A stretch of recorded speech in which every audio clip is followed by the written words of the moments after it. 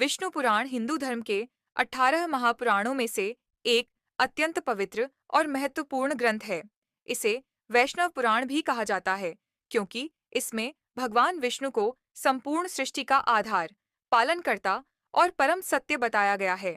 इस पुराण की रचना महर्षि वेद व्यास द्वारा की गई और इसका उपदेश महर्षि पराशर ने अपने शिष्य मैत्रेय को दिया। विष्णु पुराण में कुल 6 अंश भाग और लगभग 23,000 श्लोक माने जाते हैं। यह ग्रंथ केवल कथा नहीं, बल्कि धर्म, कर्म, भक्ति, ज्ञान, राजधर्म, कलयुग का स्वरूप और मोक्ष का मार्ग सिखाता है।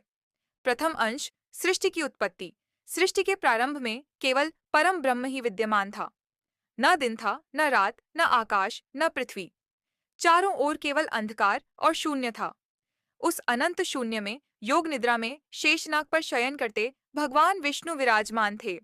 जब सृष्टि रचने का समय आया, तब भगवान विष्णु की नाभि से एक दिव्य कमल प्रकट हुआ। उस कमल से ब्रह्मा जी उत्पन्न हुए। ब्रह्मा जी ने चारों ओर देखा, पर कुछ भी दिखाई नहीं दिया।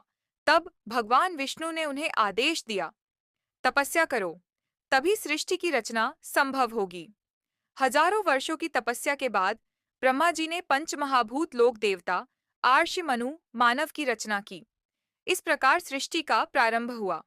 प्रलय और सृष्टि चक्र। विष्णु पुराण बताता है कि सृष्टि स्थायी नहीं है। हर कल्प के अंत में प्रलय होता है।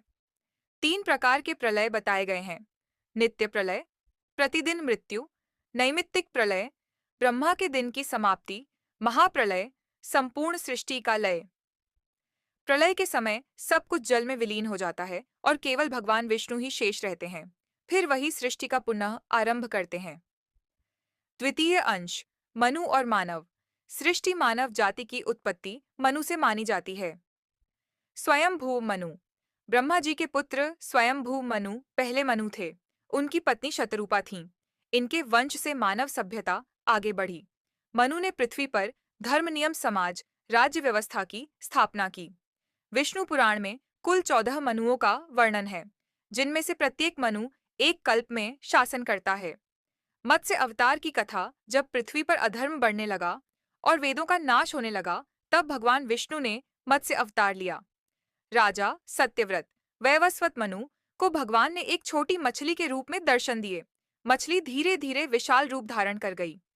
भगवान विष्णु ने चेतावनी दी, महाप्रलय आने वाला है, तुम एक नाव बनाओ और उसमें सप्त आर्षि बीज औषधियां प्राणी को बैठाओ। प्रलय के समय मत्स्य अवतार ने नाव को सुरक्षित रखा और सृष्टि को नष्ट होने से बचाया। कूर्म अवतार और समुद्र